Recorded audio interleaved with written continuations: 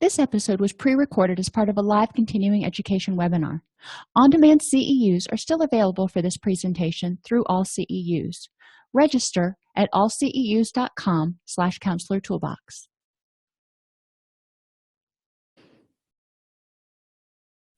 Hey there, everybody. I'd like to welcome you to today's presentation, Encouraging Optimism Based on Positive Expectations. And I, as you know, am your host, Dr. Dawn-Elise Snipes.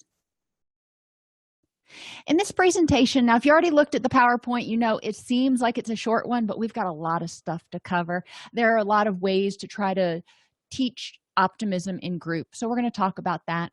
But we're going to start by defining hope and optimism, explore the connection between positive expectations and optimism, identify blocks to optimism, and steps to overcome those blocks. So just a little bit of research because, I like doing research. Patient coping and expectations about recovery predict the development of chronic post-surgical pain after traumatic tibial fracture repair. Well, this is true with a lot of things. If people expect that they're going to go through a procedure and they're going to come out and they're going to be fixed and they're not going to have pain, then that's typically more often what happens. If they expect that you're going to come out and they're going to have chronic pain and they're going to have chronic problems, that's typically more often than not what can happen. So expectations have a lot to do with our perception of our quality of life, of recovery, of a lot of things. Patients who are optimistic about recovery following an injury will actually recover and return to work faster than patients who are less optimistic. So if we can encourage clients to be more optimistic, feel more empowered, feel more in charge of their recovery, then it's likely they'll be able to resume their normal life as a lot quicker than maybe otherwise. Positive patient expectations are associated with positive patient-reported outcomes in surgery.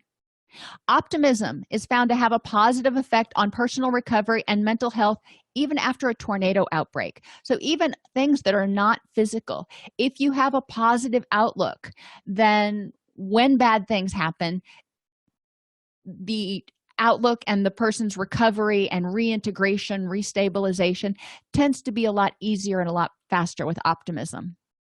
And optimism has been shown to significantly influence the course of some diseases, including cancer, HIV, and coronary artery disease.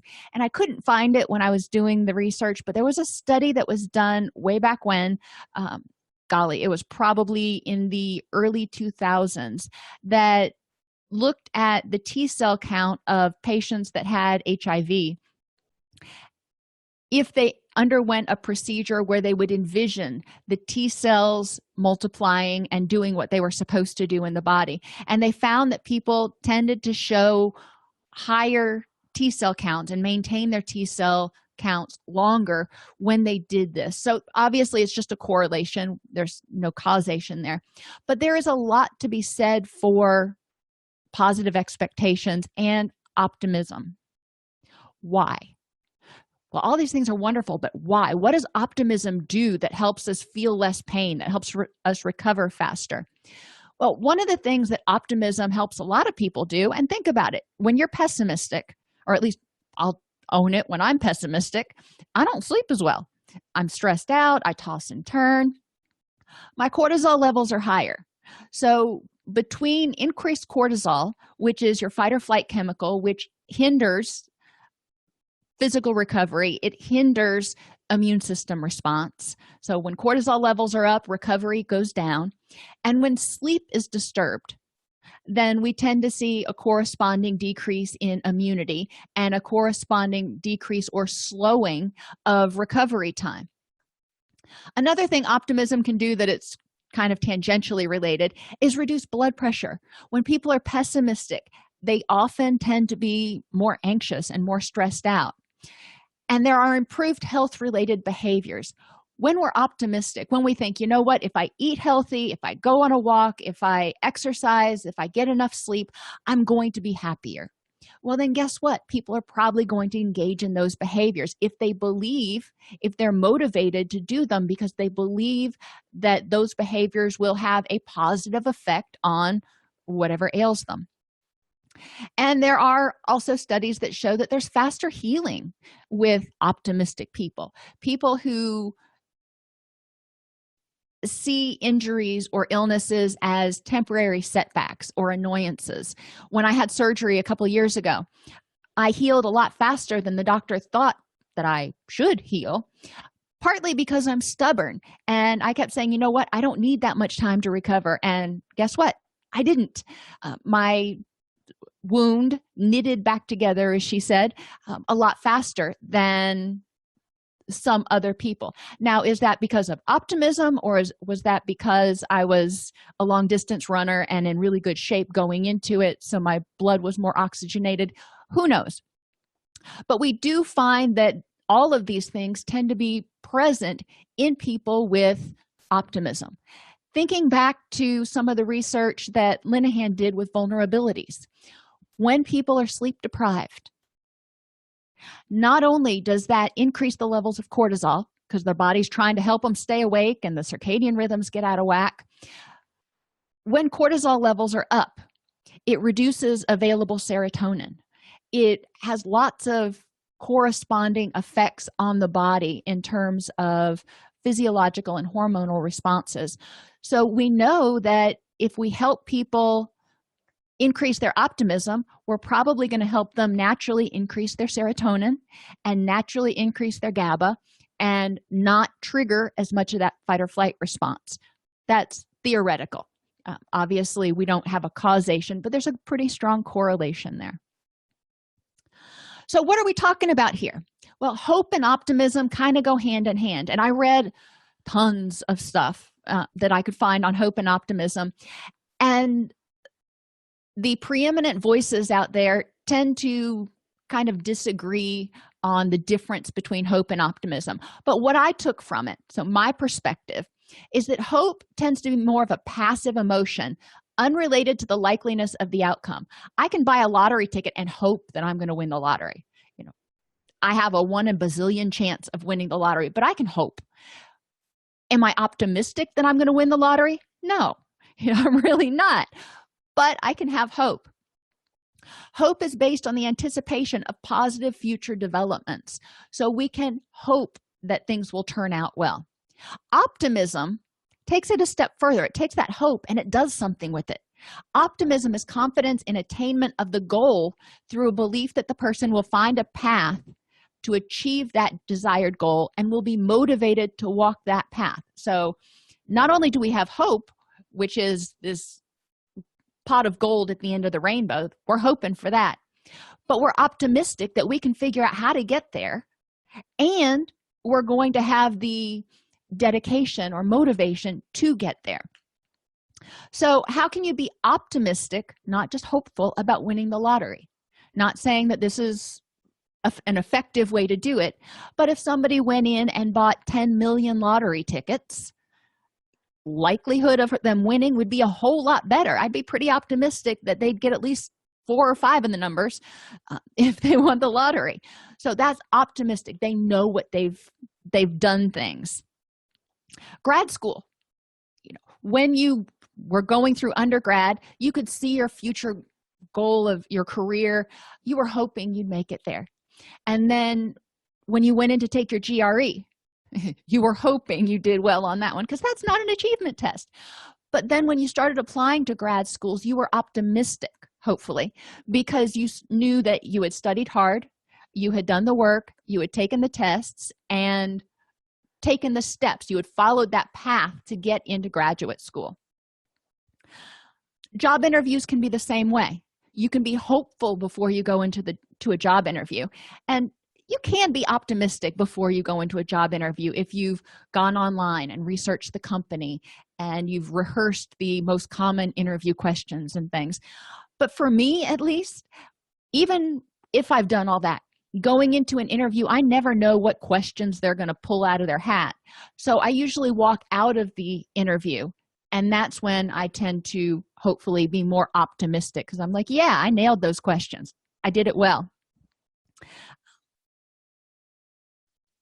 And there is an interesting line between being optimistic and being hopeful that things will happen, and denial. And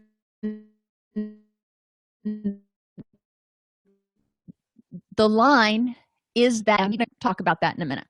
The more control people perceive they have, the more optimistic and hopeful they can be. When somebody is diagnosed with cancer, for example, some people are immediately pessimistic. Other people tend to see options, tend to see treatments available, tend to see outcomes, tend to see people who've recovered, and they tend to be more optimistic that, okay, this is unfortunate.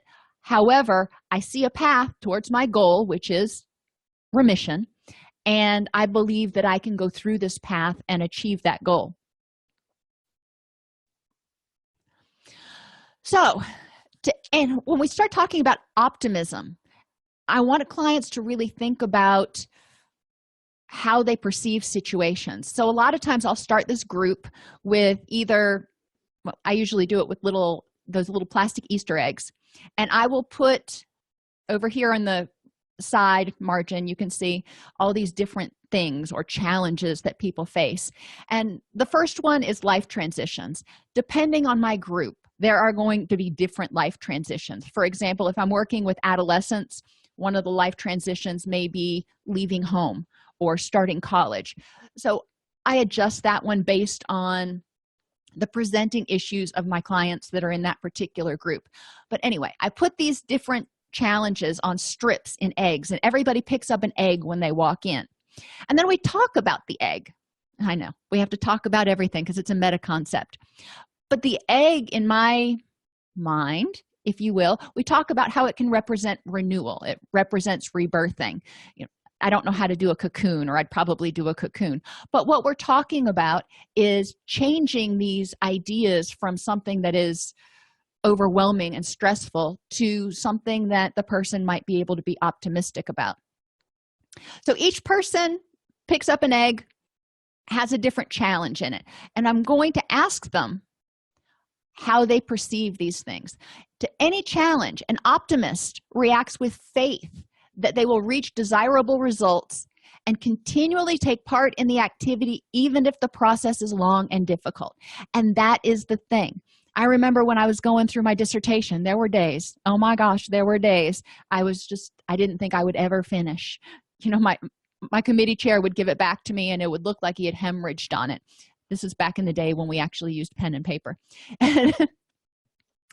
So I would get frustrated sometimes, but I continued plugging away. It was a long process, but I could get there. Recovery is a long process, whether you're recovering from a broken leg or addiction or depression, or whatever it is. So we need to help people recognize that this process is going to be a challenge. This process is like taking a drive down an unpaved road, if you will. The road's there. There's the path from where you are to where you want to be. But there are going to be some potholes along the way, and you might have a down tree that you got to get around, but that's okay. So the person with optimism goes, all right, well, when those challenges come, we'll handle them. An optimistic explanatory style is characterized by the use of attributions that are external, unstable, and specific causes of the particular event. The example that I give clients is when you're out and about somewhere and somebody trips and just wipes out. Do you think they are clumsy? And they're always clumsy. Clumsy is something that's an internal characteristic. It's stable. You're either clumsy or you're not. And it's general. You're clumsy all the time, everywhere. Or do they attribute it to external factors and think, oh my gosh, there must have been a wet spot on the floor that the person slipped on? Well, that's an external cause of the person tripping. They slipped on the water. That's an unstable thing because the floor is not always wet. Usually it's dry, and it's specific. In this particular instance, this person had a clumsy response because they slipped on the water. So we want to try to help people make attributions that are more external, unstable, and specific instead of owning everything and saying, I am stupid, I am bad, I am whatever. So at this point, after we talk about the tripping thing, I say, everybody open your eggs.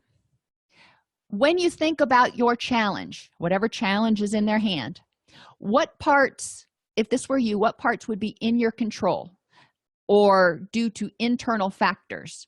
So, for example, we'll take social anxiety. What parts of social anxiety are internal to you? Your reactions to social situations, those are internal to you. Your thoughts, those are internal to you. What parts of social situations that provoke your anxiety are out of your control or due to external factors, other people's reactions, particular situations? What parts of this situation are true all of the time? All of the time when you're interacting with other people, at this particular time, you get anxious. However, there may be times when the person interacts like on one-on-one that they're not anxious, and we want to say what's different about those times. But what we want people to do is focus on when they have social anxiety, what things outside of them are contributing to their anxiety, not because they've got poor social skills, not because of their anxiety, not because of anything with them, but because of this situation. Getting up in front of 20 people to give a lecture could be really anxiety provoking for just about anybody. But how often do you do that? Looking at specific situations instead of saying in every situation I feel this way, really getting down and honing in and going, what situations in particular do you feel this way?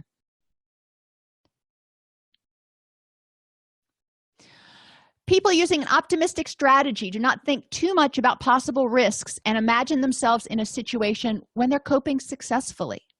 So I have people think, we've gone through the challenges that they have in their eggs, but we move over here real quick because this overlaps with some of them. When you think about asking someone out on a date, what do you envision happening? And for a lot of people, they start thinking, well, that person might think I'm stupid, I might get rejected, I might accidentally spit on them when I'm talking to them. There are a lot of things that people could think.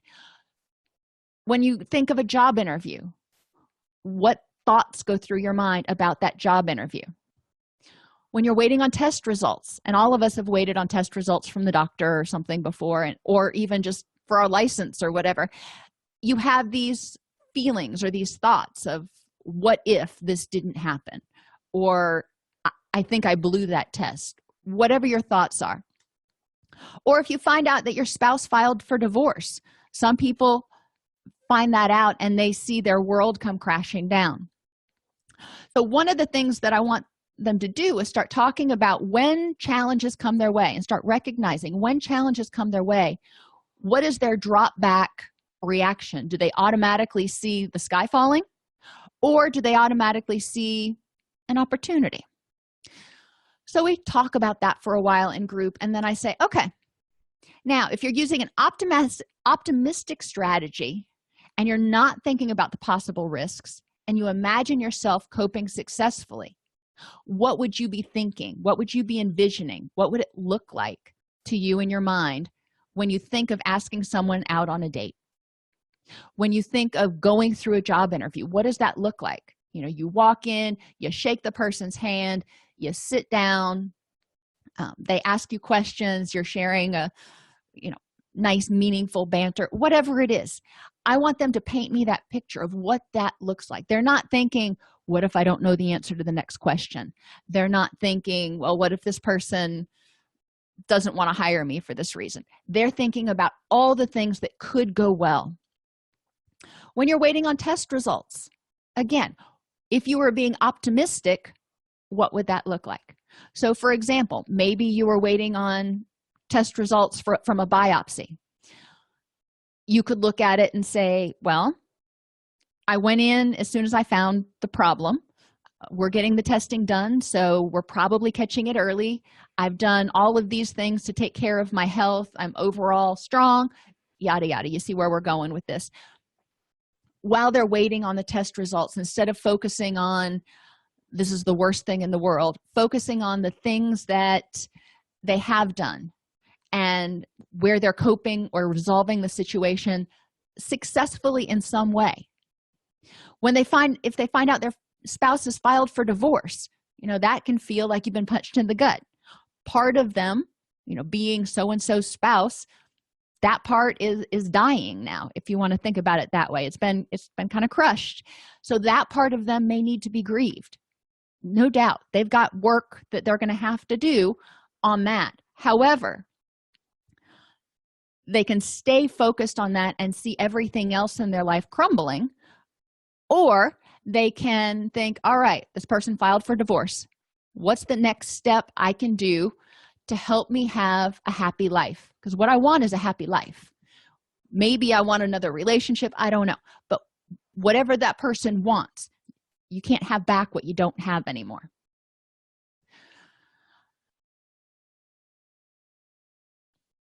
Hope and optimism consist of 3 basic components. Goals. We need to know what we want. Will, determination, motivation, whatever you want to call it. You've got to have the get up and go to get up and get it. And a pathway to the goal. It doesn't matter how much determination you have. If there's a brick wall in your way, you're not going very far. So you need to know that there's a pathway. So in order to encourage clients to develop hope and optimism, we need to help them, and this is where the treatment plan comes in. We need to help them carve this pathway, clear this pathway for themselves so they can see how they're going to get from where they're at now to their final destination.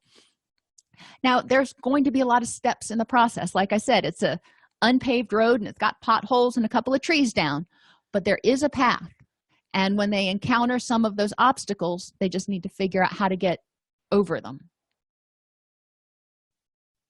When people are negative and hopeless, they tend to notice the things that are not going the way they want. When they're positive, they often seize on the good things.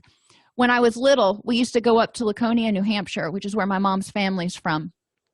And we would go up, there's Mount Washington, maybe? I don't know. Geography is not my strong suit. But we would always go up there and pan for gold. I don't know why. It was just something we did. And I always found it somewhat tedious. So I was usually in an irritable mood when I was up there because I was cold. And when you pan for gold, you take something that looks kind of like a colander or a sifter. You get a bunch of silt out of the river and you shake it.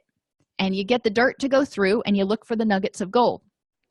Well, a pessimistic person doesn't see any gold in there. An optimistic person notices those little nuggets that are in there. And they're not big nuggets, but they're nuggets. There's something to seize on. It's like, oh, I see this little sliver of gold. Maybe this is the right place to be. That person gets optimistic because they think they're on the right path. This person over here, they're just shaking everything back into the water. So encouraging clients when they're going through stuff, it's kind of like panning for gold. There's going to be some silt and some dirt and some gunk that they got to deal with, but there's also going to be some nuggets in there. If optimism is hope combined with perceived control and ability to achieve their goals, then positive expectations can help people become more optimistic. I do want to point out that this only works for things that people have some degree of control over. If somebody is diagnosed, for example, with stage 4 cancer and there's no treatment for it, no amount of optimism is going to make that go away. They can have optimism about the final weeks or months of their life, but there are certain things that they may not be able to change. We do want to help people create positivity.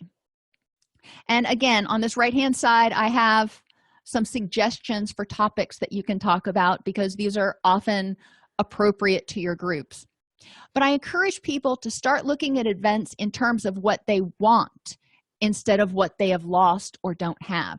So if they're in a relationship, and this can be a life transition, and they break up, the person wants to feel better. They don't want to be alone. They don't want to be isolated. They don't want to be abandoned.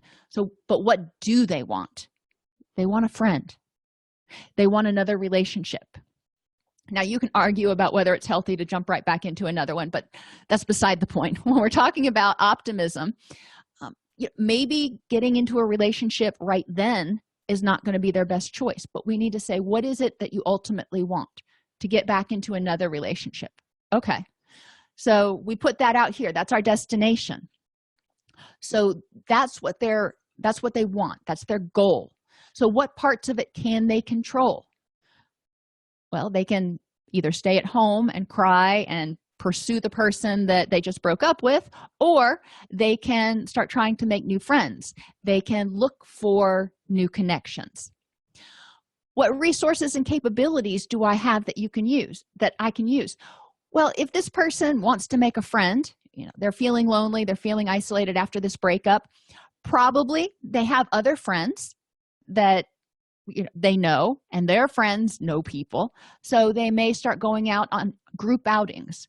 They may start putting themselves out there and socializing more. That they can control. How have I or someone I know gotten through similar situations? So encourage them to make a list of these things.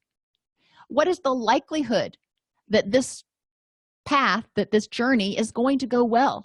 What is the likelihood that I'm going to eventually find another relationship? Probably pretty daggum good. Why is it worth the effort? Why should I walk down this path? And some people, after a breakup, they feel very defeated. They feel very helpless and hopeless. And it takes a while to get that motivation back to even want to engage in another relationship. And that's okay. Those are all things that you can work on. But it's important for the person to see that there is something else that they want. Even if they don't have this thing over here, that old relationship with that particular person, what they want is a healthy, happy relationship, so they can start making a plan to get there.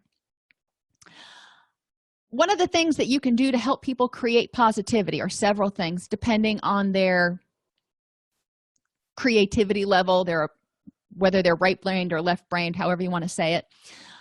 You can have people write a story from where they're at right now to achieving their goal. What does that look like? They can have a heroine in there. It doesn't have to be a autobiographical thing. It can just be a narrative of what's going to happen, so they can see this playing out before them. If they're more logical, you can have them make a plan. Step 1, step 2, step 3. If they're creative, they can make a collage about where they want to go and some of the things they need to do along the way. One of my favorite ones is a timeline. I have people on the whiteboard, or we'll tape pieces of paper together so they can make a nice long timeline, where they're at, where they're going, and then they mark all the important steps in between for what they need to do to get to where they want to achieve their goal. And then I have them put a sticker or a stamp, or depending on the age of the client that I'm working with, on each of the steps along the way that, when they think about it, makes them feel anxious, where they're going, I don't know if I can do that, or that seems pretty overwhelming. Because some of the steps, they're going to be easy peasy. Other steps are going to be a little bit more anxiety provoking.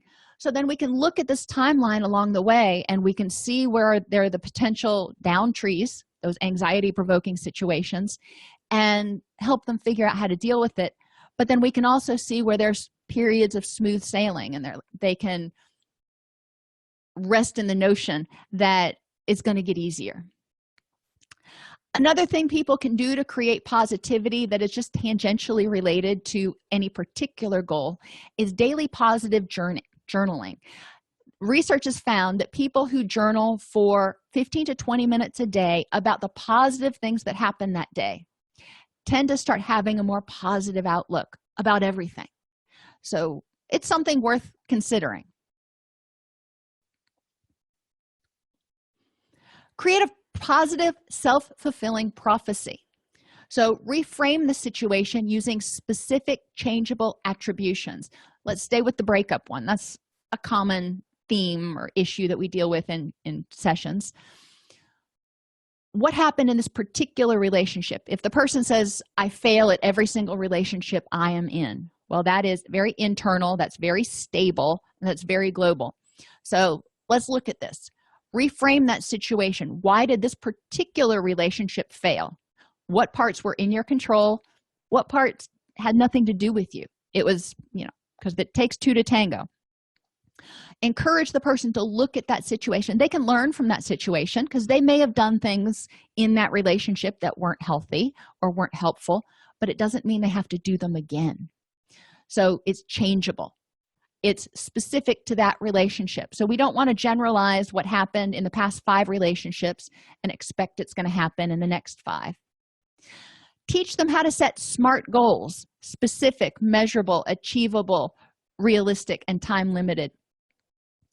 Make those small goals along the way. So if somebody breaks up and they want to get into another relationship, okay, well, thinking that they're going to be in another relationship in 2 weeks, that's not realistic.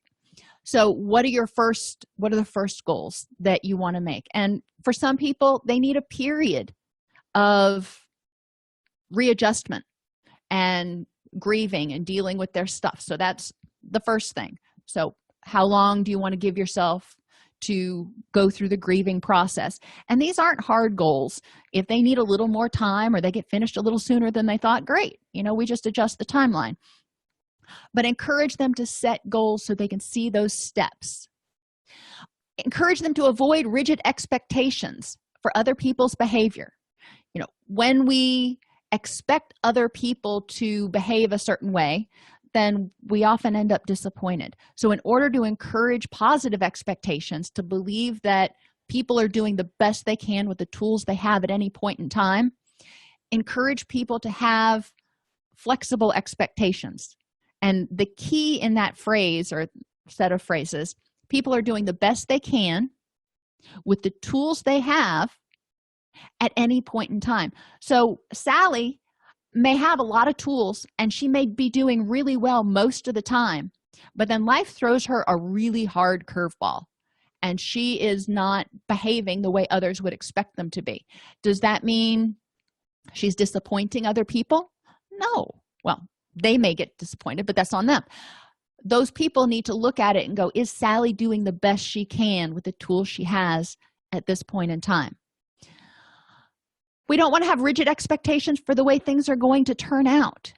You may have optimism that you're going into this job interview and you're going to get the job.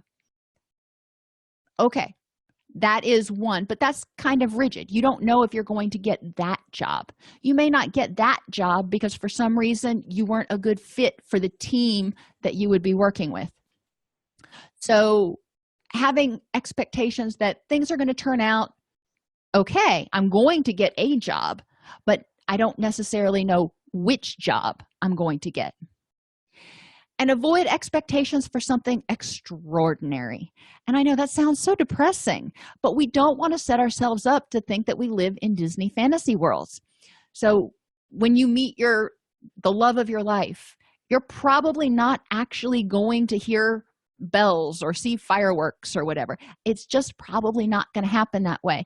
So if you don't expect something, extraordinary, then you're probably going to be happy with the way it turns out. Because a lot of times we set ourselves up expecting this huge climax, and then we walk out of it and we're like, yeah, that not so much. I do that with a lot of movies. I get all psyched because I see the trailers for it, and I go to the movie and I'm expecting something extraordinary, and it's not that way. Shore up your resources. In order to do this, you know where you're going. You reframe the situation using specific changeable attributions, so you know that not every situation is going to turn out badly and that future situations could turn out really well.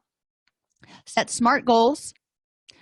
Now you've got to take your resources. If you're going fishing, for example, you want to go out, you want to catch fish. You don't necessarily know what kind of fish you're going to get, but what you want to catch fish. You know what you need to take with you. You wouldn't go out without a fishing pole. So once you know what you want, then you've got to figure out what you need to get what you want. Encourage people to envision the positive repeatedly, daily, multiple times a day if they need to. I know before I go in for a job interview or anything like that, I envision myself successfully going through it the night before, and sometimes days before, but definitely the night before, that morning, and then probably right before I go into that interview, I get to wherever it is, I sit in the car, I envision everything going well, and I'm like, all right, I got this. And I get up and I do it. The more we mentally rehearse, whether it's the perfect dive for somebody who's a diver, or the perfect dismount for a gymnast, or the perfect job interview, the more we mentally rehearse it, the more likely we are to be able to follow that path. Act as if. And this is one of my favorite ones. I ask people, you know what? Especially people who've been women who have been parents in the recent past. I say, those days that you never got out of your pajamas, how productive were you? How energetic did you feel? How, happy were you on that particular day? Versus a day that you got up and got dressed and, you were ready to take on the world. Some people can relate to that. I know that I've even seen a difference in the productivity of my staff on casual Fridays versus other days of the week when they're dressed up. When we dress up like we are expecting to be successful, then we tend to fill that role.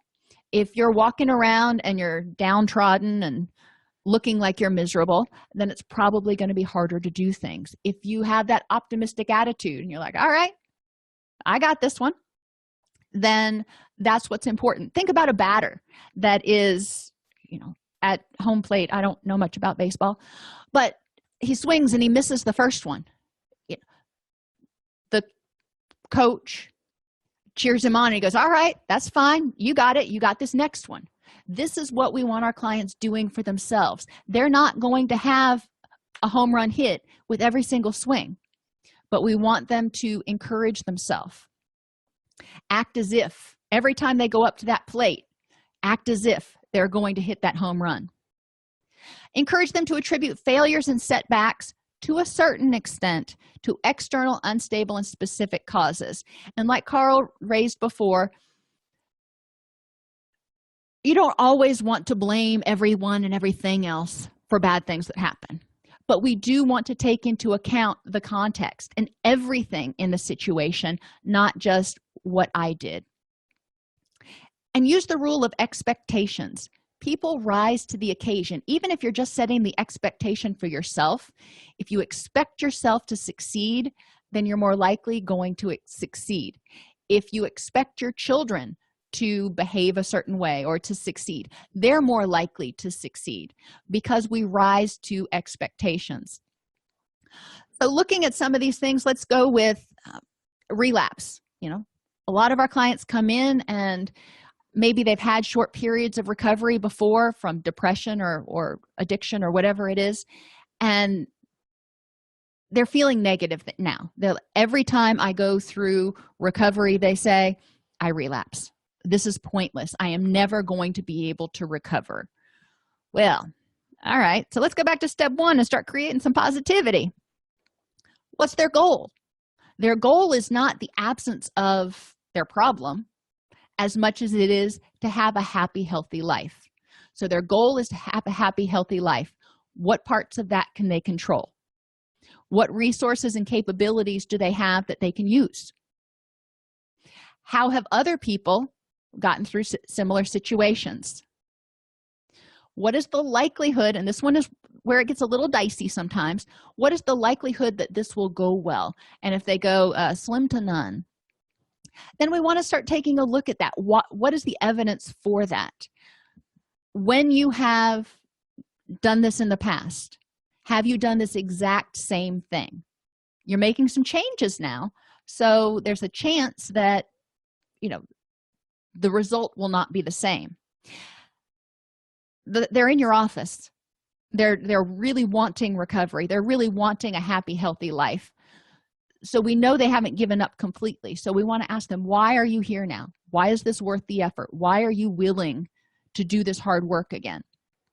And not necessarily ask why questions, because that can feel antagonistic, but encourage them to look at all their motivations for trying again. We want to help them get hope and energy and enthusiasm and get that, okay, I got this sort of attitude. Help them reframe their past relapses using specific changeable attributions. When you relapsed in the past, and again, depression, anxiety, whatever, when you have become symptomatic or relapsed in the past, tell me about that specific situation and what changed, because you had a period where you were feeling good and then you had a period where you were symptomatic again. So what changed? And that's those changeable attributions. If they say, well, I quit taking care of myself, quit eating healthy, I was working 16 hours a day at work, yada yada yada, well, that's something that changed. That's something that's changeable. And we recognize that in that person, when they start doing that, they're more likely to relapse. Encourage them to set SMART goals so they know now that it's imperative, henceforth and forevermore, to not work 16-hour days, to set boundaries and only work so many hours a day or a week, to eat healthfully, to whatever it is they need to do. Those are their SMART goals for recovery. Those are things that are present, things that they're doing when they are not symptomatic. That'll help them really hone in on it. When they start seeing that, okay, I'm going along just fine, I'm feeling great, and then I start doing some of these behaviors or failing to do some of these things, and then I relapse. They're going to start to see a connection between their behaviors and their relapses. So they can set SMART goals in order to make a individualized relapse prevention plan. Encourage them to avoid rigid expectations. With depression, for example, you are not going to be happy every single day of the year. It's just a fact of life. None of us is happy all the time. We have days where we're kind of blue and some days downright depressed because things happen. Life has a variety of emotions, and that's okay. So encourage them to embrace the expectations that, yeah, I may have a bad day. I may have a day where I've got cravings. I may have a day where I'm depressed, but that doesn't mean I failed. That means I'm having a day. Encourage them to shore up their resources and envision the positive repeatedly, not only doing what they need to do to achieve their goal, live that healthy lifestyle, whatever it is, but also envision handling the things that have led to their relapse before.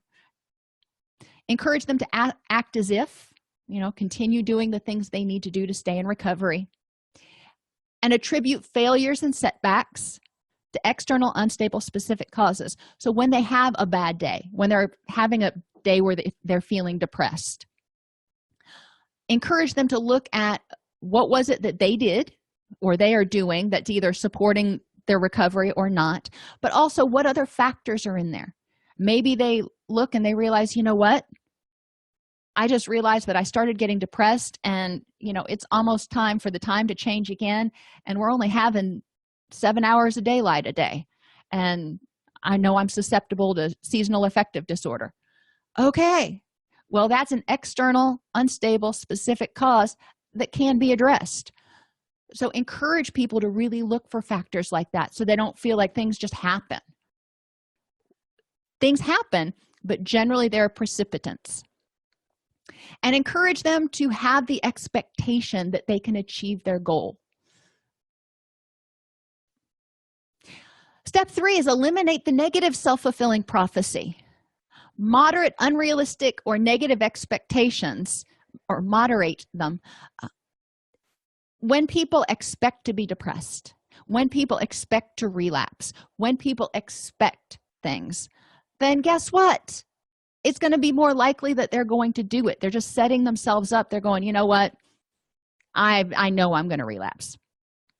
So we want to help them look at the facts and probability that they're going to relapse or that something negative is going to happen if they're waiting for those test results to come back.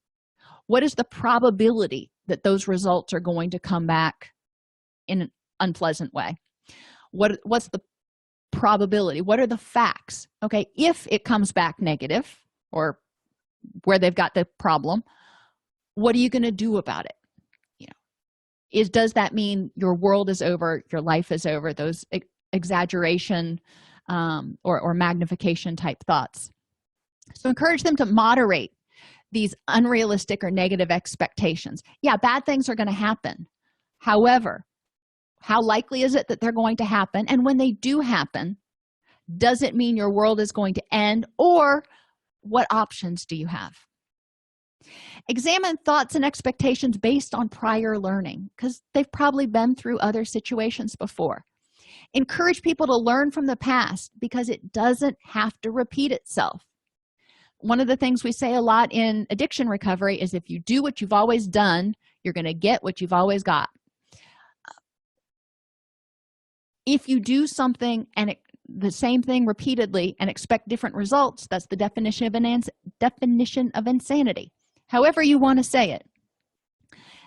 Encouraging people to look at things. If they have a history of bad relationships, and a lot of people do, they have multiple bad relationships. Okay, does that mean every relationship is going to be bad? No, it doesn't have to be. But we need to look at each one of those relationships that failed or went badly and figure out what went badly and why. Learn from it so you can act differently, so you can choose different behaviors in new relationships. Sporting events. You have a team that goes out there, and my team is kind of struggling this year, and they go out there and they just play miserably. Does that mean they're always going to play miserably? Does that mean they suck as a team? Not necessarily. The other team may have had an extremely amazing defense or something. So we want to encourage people to look at the specific situation. Why did you lose against this particular team on this particular day? And look at all your losses and figure out, is there a weak point? Is there something that you need to work on, like you need a new quarterback? All of those things can add up to help the person create the plan for how they're going to become a winning team next season. Encourage them to remember that things can change. If they have had difficulty coping, they have anxiety or depression, they've had difficulty coping with life on life's terms in the past, it happens. Sometimes life just kind of pummels you for a while and it feels really bad, and people with the most amount of coping skills need to rely on other people. Their life can knock anybody down. But does that mean that you have no ability to cope with stressful situations? No. It means that maybe you need to learn some more coping skills, need to learn some more tools, need to have a better social support system. I don't know what it looks like for that particular person. I have to say, okay, you've struggled with coping in the past. Let's talk about why that is, and what do you think would help you cope more effectively in the future so you can deal with life on life's terms? And then let's make a plan. Some people, need a variety of different tools. And step 4, get support. I encourage people to get support because it's hard to be positive all the time. So being surrounded by positive people, encouraging people, cheerleaders is really helpful. Other people are more adept at helping you find those hidden nuggets. So if you're panning for gold and you're just seeing a lot of sludge and you're getting frustrated, encourage somebody else to help you look and find those nuggets. Because even in the yuckiest sludge, you can probably find something that is maybe not a gold nugget, but maybe it's a really pretty rock. I used to find lots of really pretty rocks. But encourage other people to help you, because sometimes if you're getting into that mindset where you're just expecting to not have a happy outcome, a fresh pair of eyes can say, hey, look down there. We used to do that all the time when we'd go out fishing when I was little. I'd start getting frustrated. I was 8. I had the attention span of a gnat. So I'd start getting frustrated, and then my uncle or my father would see something out in the distance and they'd be like, oh, look at the dolphin out there. Let's go that way and see whatever. But they were always able to help me find the hidden nuggets in life. Other people are great cheerleaders. Sometimes life is just unpleasant and we need people at our back going, this is really hard, and I really wouldn't want to be in your shoes. I can only imagine how much it hurts right now, but I'm here for you, and you got this. I've got your back, and I can help you anytime you need. Other people can help you identify unrealistic or pessimistic thoughts, but you got to know what those thoughts are. I was talking to my daughter this morning, and she was talking about, just help me make the anxiety go away. And I'm like, well, what are you anxious about? And she goes, I don't know. Well, start keeping a thought log so we can start looking at some of the things that you're stressed out about. If you don't know what you're stressed out about, it's hard to address it with optimistic thoughts and then make a plan. There's an app on Android and iPhones called the CBT Thought Diary app. It's free. It's one of those apps that people can download that can help them track their thoughts throughout the day. And encourage people to support themselves by being mindful and intentionally focusing on the positive when they notice they're being negative. Encourage them to stop, reframe the situation, and look at what it is that they want and figure out a way to get it. So if they're in a job that they hate, they can focus on the fact that they hate their life, they hate their job, and they're going to get stuck in the hate. That doesn't tell me what you want. What do you want in a job? What and how can you go about getting it? Figuring out what you want in a job, then trying to find places, employers that offer that kind of situation, and then applying to those jobs. You see how you make a plan. But if you focus on what you want instead of what you don't have or what you're unhappy about, then you can move forward. Otherwise, you tend to be stuck. Have clients identify how they can involve other people in their recovery process. So not everybody likes to share their thoughts and feelings. Some people want a cheerleader to call them every day and go, how you doing this morning? You got this. Some people don't want that much hand-holding or whatever, that much cheering. So encourage people to figure out who they've got in their network that is a good, positive person. I've told you guys before about my best friend in college. Her favorite word was fabulous.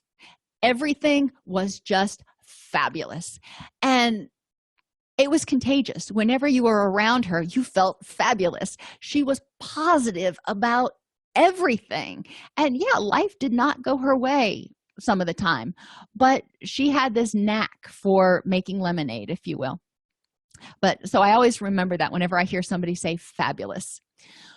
But figuring out who in your world is positive and can be a good cheerleader and can be helpful at helping you find the hidden nuggets, and how can you involve them in your process? Do you want to call them? Do you want to email them? Do you want to meet with them once a week for coffee? What is it that you want? So positive expectations inspire optimism. We need to help clients just change the way they see things. And in response to Andrea's question, how long does it take for most clients to alter these thought patterns? A while. It takes 30 days to break a habit, they say, and that would be 100% success for 30 days, not having a negative thought for 30 days. That's not going to happen. That's one of those unrealistic, rigid expectations. So we want to encourage people to keep track of their positive thoughts, keep track of their mood. Generally, I find anywhere from 3 to 6 months, and people start being significantly more optimistic. Now, there are some apps out there that for mental health, for depression, for anxiety, that indicate that if people use it for 30 days, they show, quote, significant improvements in their optimism and reductions in anxiety and depression. They didn't have any data to back it up, though, so I couldn't look at the studies and go, what does a significant improvement look like?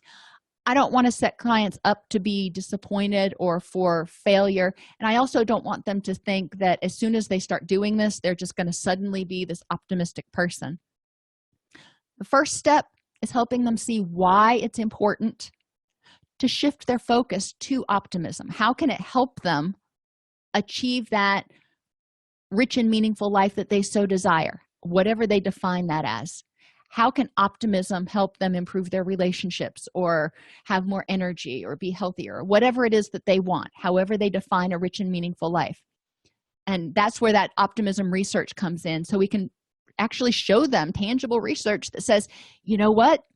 Your attitude, your optimism, your perspective plays a big part in how successful you can be at achieving some things. And these are the reasons why. So we encourage them to get motivated about becoming optimistic, and then help them move through the process. And we'll go back and look at that in just a second. Hope is a feeling that things will work out, like buying a ticket for the lottery. Optimism is a cognitive belief that the path has been set, and if you follow that path, things are going to work out. You've done what you need to do, and it's just going to unravel from there, or ravel, I guess. Helping people develop positive expectations means addressing negative expectations, encouraging them to envision positive outcomes, creating a realistic plan, and getting support. So let me go back real quick. I've still got a couple of minutes. So let's just say the goal, they are pessimistic, and the goal is to create optimism. So that's a reliable goal or a realistic goal. What parts of this can they control? Well, they can control their thoughts. However, they're not going to control them 100% of the time right away. So they can learn to control their thoughts. What resources, capabilities do I have that I can use? This is where we give them apps where they can track their thoughts. We give them handouts of these steps so they can reframe it in a positive look. We can encourage them to take one challenge each day and apply these steps to that challenge so they can see it in a more positive light. So they start getting used to using the positivity framework. How have I or someone I know gotten through similar situations? You may not know anybody who's decided to become optimistic, but it's a reasonable question. What is the likelihood that I can start becoming optimistic? For most people, there's probably a pretty good likelihood. So, we want to judge their sense of efficacy here and do what we can to bolster their efficacy. And why is it worth the effort to start changing the way you view things instead of being pessimistic, being optimistic? Create a positive, fulfilling prophecy about being positive. So encourage them to reframe any hurts and hiccups in terms of specific changeable attributions instead of negative ones. Encourage them when things don't go the way they want to identify what their goal is, to be happy, to be positive, and set SMART goals for achieving that. So how can we become more positive? We'll start out each day with a positive affirmation. Then when things happen, use the steps of the positivity worksheet to reframe those ideas. There are different things that you can use for your clients. Encourage them to avoid rigid expectations that they're going to be just obliviously positive for immediately. It will take time to change that way of perceiving life and perceiving the world. And, with those rigid expectations, don't expect things are always going to go positively. There are going to be hiccups and there are going to be hurts in life. Encourage them to act as if they are that positive person. And I've done this before. Some days, if I'm having a particularly snarky day or something, I will act as if I'm Stephanie, my best friend from college. And I'm like, okay, how would Stephanie react in this situation? And it makes a world of difference. Attribute failures and setbacks to external specific causes and use the rule of expectations. If you expect you're going to become more positive, then you're probably going to. Again, encourage them to keep logs, keep baselines of some sort so they can see themselves becoming progressively more positive. And I usually have them focus on how many positive thoughts they had during the day as opposed to how many negative thoughts, because I don't want them focusing on the negative. Eliminate the negative self-fulfilling prophecy to encourage them to, instead of saying, I can't do this, I can't be positive, encourage them to envision themselves being positive and figuring out what is it they need to do in order to be positive. Sometimes that's getting a good night's sleep. Sometimes it's aromatherapy. Sometimes it's a mindset. What will it take for that person to be in a positive mental space? Because it's a whole lot easier to be optimistic and positive if you're in a positive mental space. Encourage them to get support, to help them, notice if they start getting a little negative, for somebody to go up, what's the opposite of that? So those are steps they take. Again, 3 to 6 months, I think, is a real realistic, not that they have to be in therapy that whole time, but 3 to 6 months for them to really ingrain these new perceptive behaviors, I think, is relatively reasonable for most people.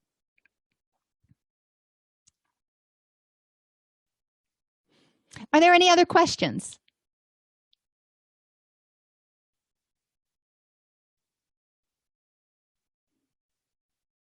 Okay, everybody, have an amazing weekend and happy 1st of November, and I'll see you next week.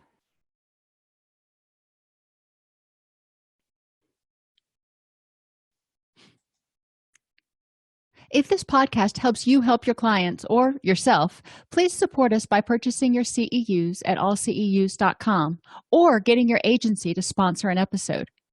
A direct link to the on-demand CEUs for this podcast is at allceus.com/podcast CEUs.